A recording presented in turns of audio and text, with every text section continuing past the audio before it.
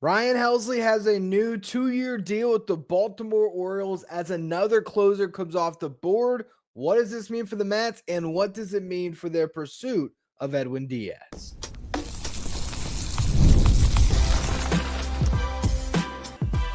You are Locked On Mets, your daily New York Mets podcast. Part of the Locked On Podcast Network, your team every day. Hello to all you amazing Mets fans. You're listening to Locked On Mets, part of the Locked On Podcast Network, your team every day. Thank you for making Locked On Mets your first listen every day, and thank you for making Locked On the #1 sports podcast network. On today's show, we're going to talk about Ryan Helsley's new deal with the Orioles.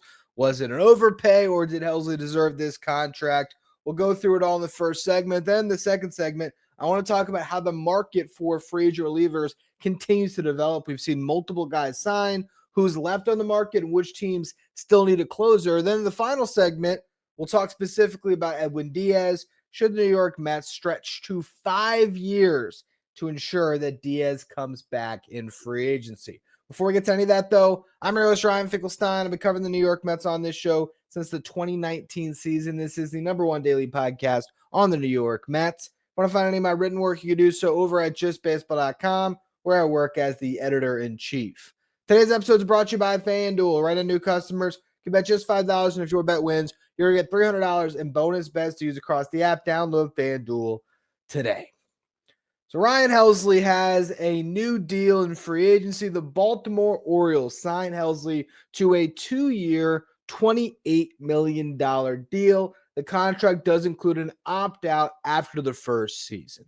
Over at justbaseball.com, when we did our free agent landing spots article for Ryan Helsley, our contract projection that we came up with was somewhere between 11 and 16 million and a 1 to 3 year deal. We pretty much nailed the projection because had Helsley signed a 1-year deal, I think he probably gets the $16 million that Raisel Iglesias ended up signing for to return to the Braves. Had he signed a 3-year deal, I think you'd probably take that AAV down just a little bit more to something similar to the $33 million deal that Robert Stevenson once signed. There was another reliever that signed a 3-year, $33 million deal, but we're going to get to that in the next segment, or maybe even the final segment as we're going through potential contract projections for Edwin Diaz. But getting back to Helsley, again, our projection was somewhere between 11 and 16 million.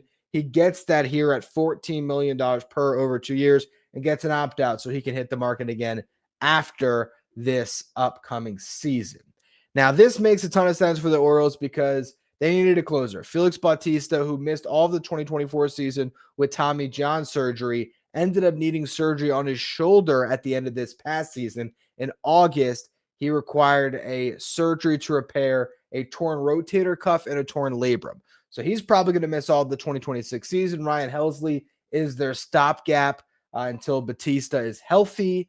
And they get this guy on what is essentially a 1-year deal because the expectation would be for Ryan Helsley to have a good season, opt out, hit the market again, where he would be in line for a much bigger payday. Helsley cost himself a significant amount of money pitching in a Mets uniform because he had a 7.20 ERA across 20 innings with the Mets. He was an absolute disaster. If you wanted to pinpoint a single player as the biggest reason for the Mets missing the playoffs in the second half, it would be fair to point that finger at Ryan Helsley, because if Ryan Helsley was even 60% of what the Mets were expecting when they traded for him, they would have won a couple more games and they would have been in the playoffs. Ryan Helsley was a unmitigated disaster. But that does not change the fact that prior to the trade, this was one of the best relievers in baseball, and that's why we were so excited when the deal happened. It's not like Mets fans, when the trade was made, were like, oh no, not Helsley. Mets fans were elated that they got Ryan Helsley along with Tyler Rogers, and we really thought that the Mets were going to have a 7, 8, 9 their bullpen that was going to be good enough to propel this team potentially, to actually win the division, but at least to make the playoffs, and then everything fell apart. If you look at Ryan Helsley's numbers, though, with the St. Louis Cardinals over the last couple of years, across the 7-year career with the Cardinals, he pitched to a 2.67 ERA. But if you focus in on the 3 years prior to 2025, his ERA was at 2.45 or better in each of those 3 seasons. He also in 2024 saved an MLB best 49 games and pitched to a 2.04 ERA. If Ryan Helsley hits free agency after the 2024 season, he is exceeding what Tanner Scott got, which was 4 years, $72 million. He is on the verge of getting, I think, what Josh Hader got, 5 years, $95 million. I don't think that would have been outside the realm of possibilities at all for Ryan Helsley based on how effective he was prior to really that trade, because even this year, while he wasn't having his best of seasons, Ryan Helsley still had a flat 3 ERA with the Cardinals before coming to the Mets. If you compare Helsley to the other top closers on the market, and you just look at 2022 through July 31st, 2025, before he came to the Mets, Ryan Helsley, amongst the group of Edwin Diaz, Helsley, Devin Williams, Raisel Iglesias, and Robert Suarez, who I think are pretty clearly the top tier of closers on this year's market, those would be the top 5. When it comes to innings pitched, Raisel Iglesias takes it, 230 and 2/3, but Helsley was right behind at 203 and 203 and 2/3 innings pitched. You look at ERA, Edwin Diaz, 2.10. Ryan Helsley, again, this is the 2022 season, the 2023 season, the 2024 season, and up until the deadline this past year, Ryan Helsley's ERA across 3.5 seasons was 2.03, the best mark out of this group. His FIP, which is his fielding independent pitching, so you're removing defense, you're just focusing on what the pitcher is contributing. It's a more idealized version of how the pitcher is contributing to his ERA. His FIP was 2.56, third behind Diaz at 2.01 and Devin Williams at 2.45. You look at strikeout rate, Edwin Diaz 43%, Devin Williams 37.5%, Ryan Helsley 32.9%. And then you look at saves. Remember, there was a 49 save season mixed in there. Ryan Helsley has the most saves. You have Raisel Iglesias at 97, and then it drops off to Devin Williams at 82. Obviously, he didn't save as many games this year, although he did start as the closer for the Yankees. Then you have Edwin Diaz at 75 before you drop off to Robert Suarez. And honestly, looking at these numbers, we'll talk about Suarez more soon here, but I don't really love the idea of Robert Suarez compared to the pack here. ERA of 3.02, strikeout rate lowest at 26%, saves lowest at 67, FIP lowest at 3.34, innings pitched, he was actually ahead of Devin Williams and Edwin Diaz, but obviously Diaz missed time with that injury. Otherwise, he probably would have been maybe second behind just Raisel Iglesias since 2022. Bottom line here, if you look at the stats and you ignore the Mets tenure, Ryan Helsley should have been right there with Edwin Diaz as the top closer on this market. And because he pitched so bad with the Mets, he probably lost himself, I don't know, maybe got 28. I'd almost venture to say close to $60 million. Now, he can get it back because he's going to make 14 this upcoming season, or we'll see what the breakdown is. There's a chance that maybe he'll get more guarantee, where maybe it's a $14 million contract for this year, and then maybe there's a buyout attached to his opt-out. You never know. Sometimes that could factor in. We'll see what the final details on the contract are. But the bottom line is Ryan Helsley, he is going to have to post a great season. And if he does, he can make back some of that money. He might make back all of that money if next off season he gets a 4-year deal with an AAV that's over $16 million. But there's a good chance that he never makes back that money. So pretty crazy the fallout of that trade, both for Helsley and the Mets. Disaster for the Mets because it ends up costing them the second half of that season and ultimately a playoff spot. And for Helsley, again, he cost himself a ton of money, but still gets a pretty nice pillow contract here to go to Baltimore, less stress than pitching for the Mets, to get a role where he's guaranteed the closer spot. And I'm sure he'll be right back at it next year, pitching way better than he ever did in a Mets uniform, which isn't hard to do, but even better than he did in a Cardinals uniform in the first half. I expect Ryan Helsley to be a monster this upcoming season because I've been a Mets fan long enough to expect those things. But what I want to talk about in the next segment, we've seen multiple closers who have already signed we have seen a top setup guy go. So I want to give you an update on the market for relief pitchers, particularly closers, which teams are still in on closers, and how many are still left on the board. So we're going to go through all of that here in just a minute. Today's episode is brought to you by FanDuel. The NBA is back, and there's no better place to get in on the action than FanDuel, the official sports betting partner of the NBA. Even if you miss the start of the game or you want to ride the hot hand, FanDuel has live bets on everything from who will score next to fourth quarter comebacks. Plus, you can even combine your live bets into a same game parlay for a shot at a bigger payout. It keeps every game exciting, especially when your team is making that late surge. And right now, FanDuel is offering new customers $300 in bonus bets when your first $5 bet wins. So if you put down a $5 bet, if it hits, you're going to get $300 in bonus bets to use across the app. So head to FanDuel.com to sign up and play your game with FanDuel, the official sports betting partner of the NBA. If you're watching on YouTube, do me a favor and hit that subscribe button. Help us get closer to our next goal of 16,000 subscribers. And once again, really do appreciate all of you for helping us get to that previous goal of 15,000 subscribers by Thanksgiving. Now let's talk about who is left on the market. You have Raisel Iglesias and Ryan Helsley, who have already signed and started to set that market, with Iglesias getting that 1 year, $16 million deal, and now Helsley getting the 2 year, $28 million deal with an opt-out. I think you can take those figures and start to project for some of the relievers that are right below Edwin Diaz. And I'm talking about Devin Williams and Robert Suarez, and to a certain extent, Pete Fairbanks.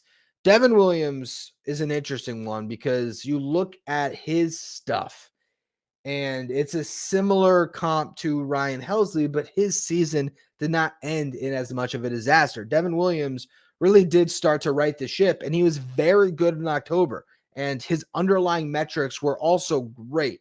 So I think Devin Williams is actually in position here, if he wants it, to get a 4-year deal, and he could even get a 4-year deal at a similar AAV to what Ryan Helsley just did. I think because of where the market is and the need for closers and the past success that Devin Williams has had, not to mention the age difference compared to Edwin Diaz and Robert Suarez, where Devin Williams is the youngest of the bunch. I actually think he's a little bit older than you might expect. You might think Devin Williams is still in his late 20s, because it feels like he came around a little bit later than Edwin Diaz did. He actually just turned 31, but Edwin Diaz, I believe, is already 32.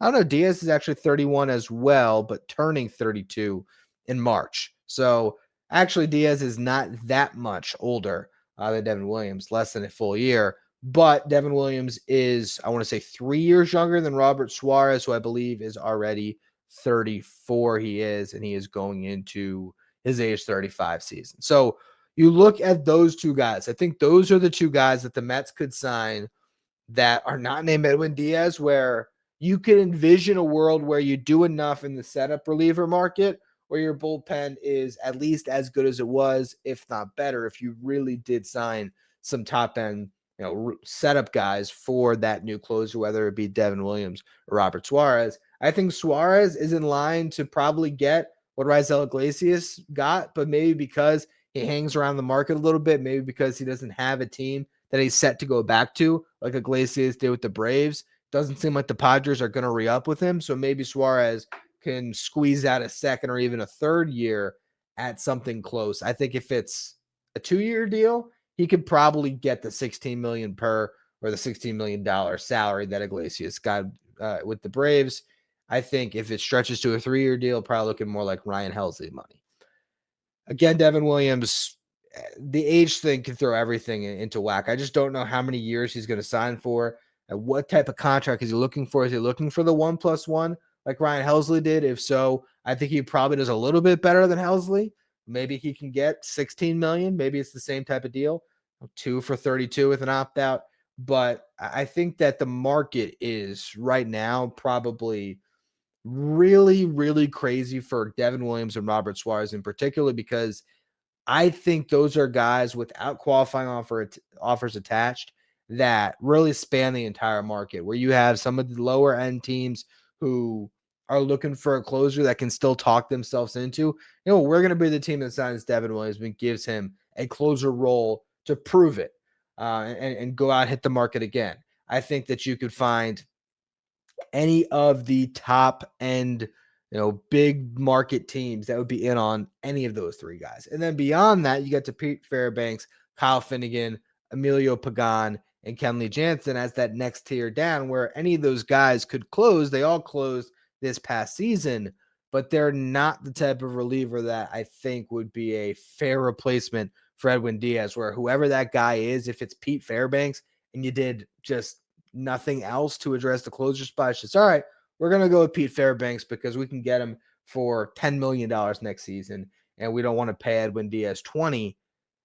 That's going to put Pete Fairbanks in a really tough spot to try to fill the shoes of Diaz, where I would hope that you went out and got multiple setup guys to really help Pete Fairbanks. But I just think the Mets are in a weird spot with Edwin because you have now only two alternatives. Not that the Mets were ever going to sign Helsley or Iglesias, but the market starts to shrink. And so now with a ton of teams that are in on closers, you could see a situation where the bidding gets crazy for Edwin Diaz, and all of a sudden he signs with a different team. And if you were waiting on Diaz, and in the meantime of waiting, Devin Williams came off the board, Robert Suarez came off the board, Pete Fairbanks came off the board, what do you do at that point? And that's, I think, where things can get dangerous, where if the Dodgers stay in on Edwin Diaz, are engaged in the market the whole time, if the Blue Jays, who have also been linked to Edwin Diaz, are in the market and he's their top option and they've zeroed their focus in there, you could get to that point where Edwin Diaz does get the 5-year deal, and if the Mets don't give it to him, I just hope that the rest of the market hasn't gotten away from them, where they are just out of other options that can fill a massive void. When you talk about the teams that could need Diaz or just any closer, again, I already mentioned the two with the Blue Jays and the Dodgers. I think the Cubs could theoretically get in the mix, although they just haven't been the type of spender that would give out a contract for a reliever like the one that Edwin Diaz should likely, require. But they do need a closer. They do have Daniel Palencia. They just signed Phil Maton to a 2-year, $14.5 million deal. So that sort of gives you an idea of the top setup man and their market, instead of having to pay them north of $15 million per season. You could probably get a good setup man for somewhere in the probably $7 to $11 million range, depending on how many years it is and the caliber of pitcher. But you can definitely get a setup guy for a more affordable rate, and you could probably get two setup guys for the cost of one closer. And who knows? I mean, for what Diaz gets, it might be like two setup guys and a solid left-handed reliever for what it might cost to bring Diaz back. But that's because premium closers just don't grow on trees. Outside of the Blue Jays and the Dodgers and the Cubs, the big market teams like the Red Sox and the Yankees could also get in the mix on Diaz, but they both have closers. Aroldis Chapman is the closer with the Red Sox, although they could use the sidekick there, or even to push Chapman to the 8th inning, could you sign Diaz? You got the Yankees with Bednar and Camilo Doval, but they're losing Devin Williams and Luke Weaver, so they should be in the market for back-end relief help. The Tigers are probably not going to sign Edwin Diaz, but they very well could nab one of the guys that are in the lower tiers of free agency. You could see them bring back Kyle Finnegan. He had a lot of success in Detroit. He could be another closing option along with Will Vest.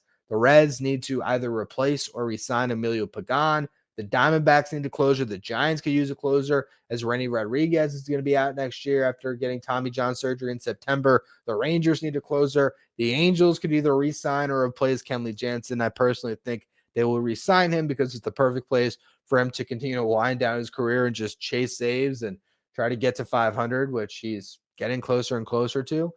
You have the A's, the Marlins, and the Pirates, who are all engaged in free agency right now and could all conceivably use closers. So I think that this is a market that will continue to move quickly, and that's where I hope the New York Mets don't get left behind waiting on Edwin Diaz.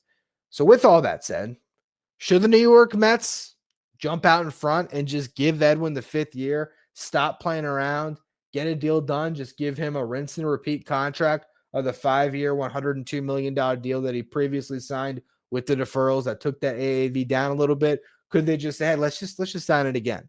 Or should they try to play hardball and get him for less than 5 years? We're going to talk about that to close out the show in just a minute.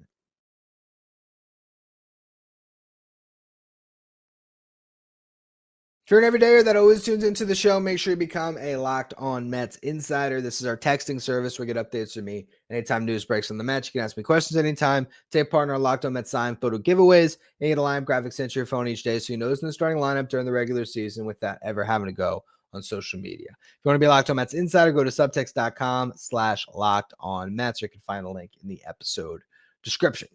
All right, so let's talk about what Edwin Diaz should command in free agency. He said that he wouldn't mind just basically signing the same deal that he got last time around, which was 5 years, $102 million. I wonder what that AAV came out to, though, because he got the deferred money. I want to say it was 18.6.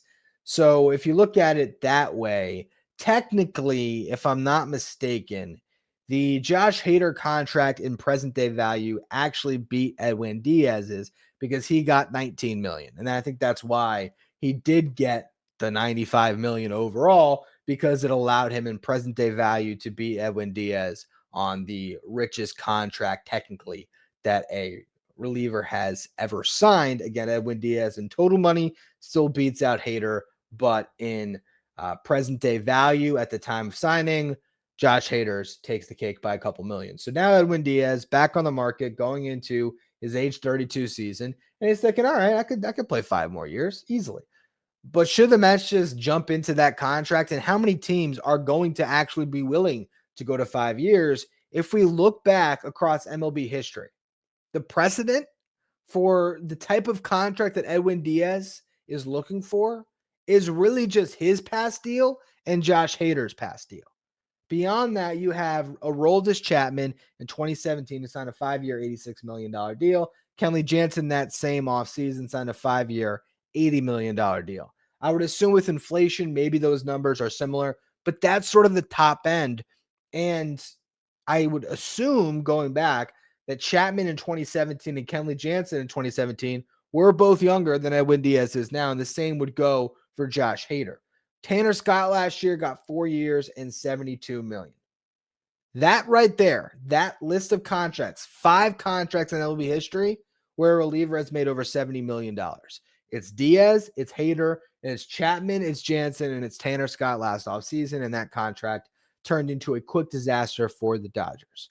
There's one other deal that exceeded $60 million in MLB history for a reliever. That's Mark Melancon, who got a 4-year, $62 million deal. You have 4 more contracts that exceeded $50 million in total guarantees. Raisel Iglesias' last contract, 4 years, $58 million. Liam Hendriks' last contract, or maybe not his last contract, but Liam Hendriks at one point signed a 3-year, $54 million deal. Wade Davis signed a 3-year, $52 million deal. And Jonathan Papelbon, way back in the day, signed a 4-year, $50 million deal. But if you zoom out and look at active deals, not all-time deals, active deals for relievers, you got Hader and Scott that each topped the $70 million. You have Jordan Hicks, who was signed as a starter to get 4 years, $44 million. You have Robert Stevenson, and Jeff Hoffman was the other contract I was looking for before, the 3 years and $33 million deal, so $11 million per.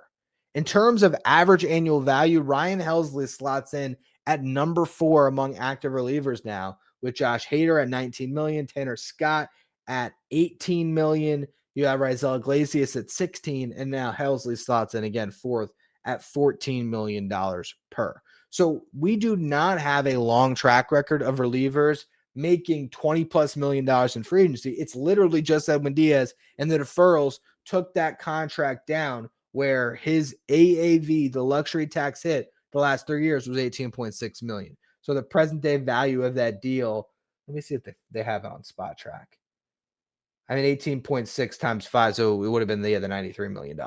So with all of that said, with all the precedent that is in place, I do think Edwin Diaz commands maybe $20 million per, and he gets a contract with no deferrals, because that allows him to set a bar. And there's always that layer to free agency where guys are trying to set a new precedent.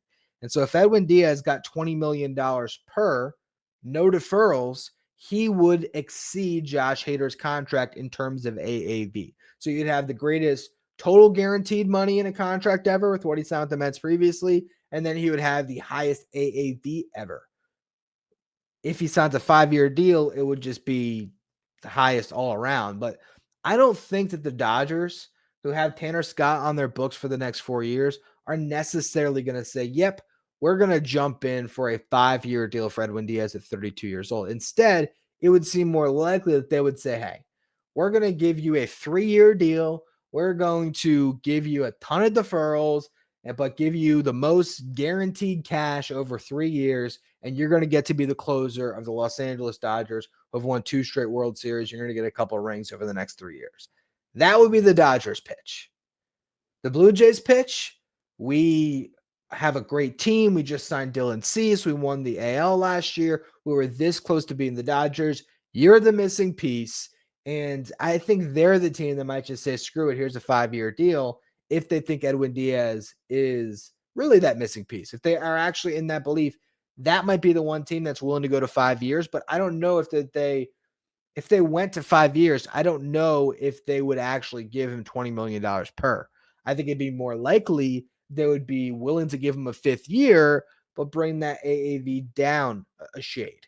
And so if they bring that AAV down to $18 million per, well, now instead of $100 million, Edwin Diaz is looking at 5 for 90, which is still a good contract. But if the Mets offer 4 for 80, then which would you prefer, to stay where you've been comfortable, where you have some legacy, and to make $20 million per season? Or would you rather go somewhere and make a little bit less per season, but get a 5th guaranteed year? Ultimately, the lack of other options in this market make this so difficult to try to figure out what the Mets should do in this situation. Because again, if you are in a bidding war with the Dodgers and the Blue Jays for Edwin Diaz, and it's slow moving because Diaz has his price and none of these 3 teams is willing to meet that price, and Devin Williams comes off the board this week, and then maybe Robert Suarez comes off the board, and now you're looking at Edwin Diaz, and then it drops to Pete Fairbanks. And now Fairbanks is signed. The fact is, once you get beyond Edwin Diaz, Devin Williams, and to a certain extent Robert Suarez, any of those other guys can be signed by that laundry list of teams that I gave who need a closer.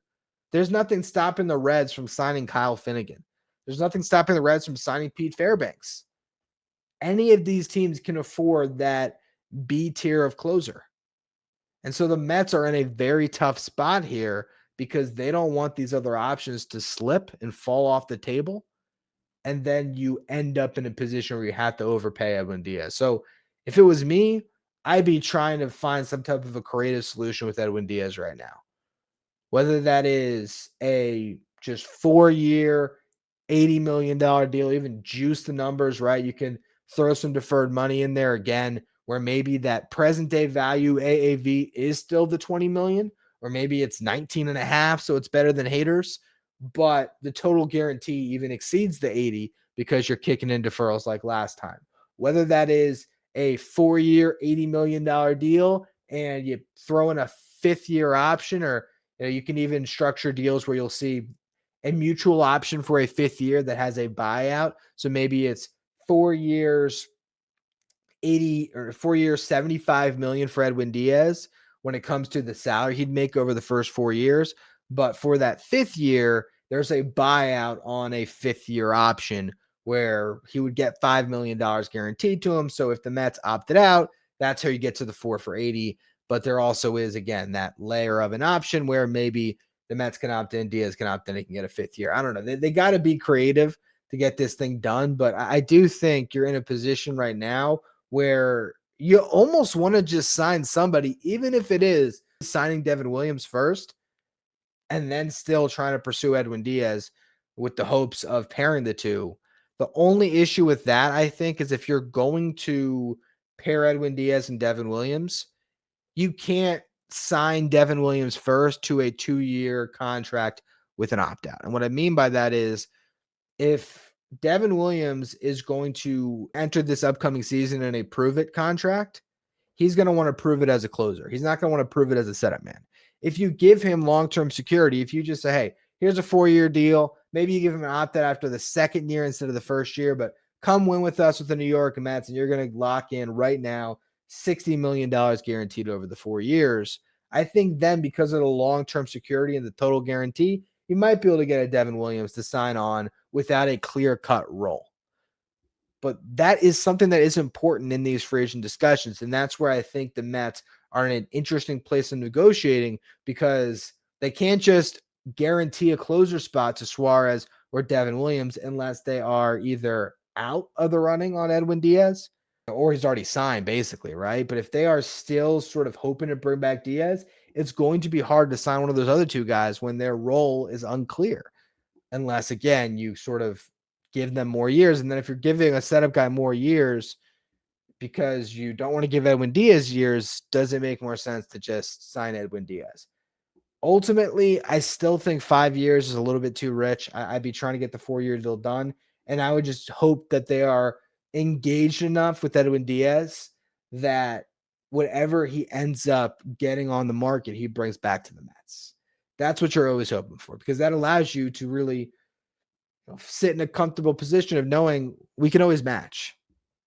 And it would be probably a pretty big overpay for another team to hit a level that the Mets might not be willing to match. It would probably require, again, the 5th year and that high AAV. And even then, like, if it really comes down to it, is giving Edwin Diaz the same contract the worst thing?